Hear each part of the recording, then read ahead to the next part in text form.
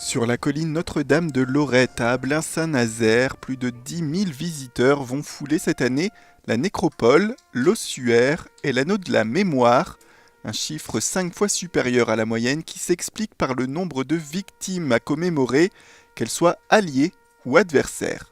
Ici, dans le Nord-Pas-de-Calais, vous avez l'ensemble des cimetières anglais et donc vous avez ce devoir de mémoire qui se fait aussi avec les Anglais, mais aussi avec les Allemands, puisque ici, à 8 km d'ici, à Neuville-Saint-Val-la-Targette, où nous avons l'autre musée, eh bien vous avez le cimetière allemand de la Targette, qui est le plus grand cimetière allemand hors d'Allemagne en Europe. Le site englobe aussi le musée vivant de la Grande Guerre. Il réunit 12 000 pièces issues des fouilles environnantes, sans oublier une immersion au cœur de la bataille, avec une reconstitution des tranchées. 3 août 1914, c'est la guerre entre l'Allemagne et la France. 4 août, l'artillerie allemande écrase Liège. Le soir même, l'Angleterre se joint à la France.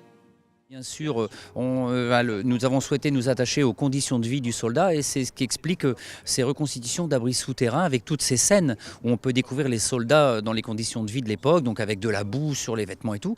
Je souhaite rappeler que toutes les pièces qui sont présentées sont strictement authentiques et pour la majorité des pièces ont été trouvées ici, dans la région, dans les fermes environnantes. Riche de ces milliers d'objets à l'occasion du centenaire, le musée s'est aussi attelé à proposer un programme spécial.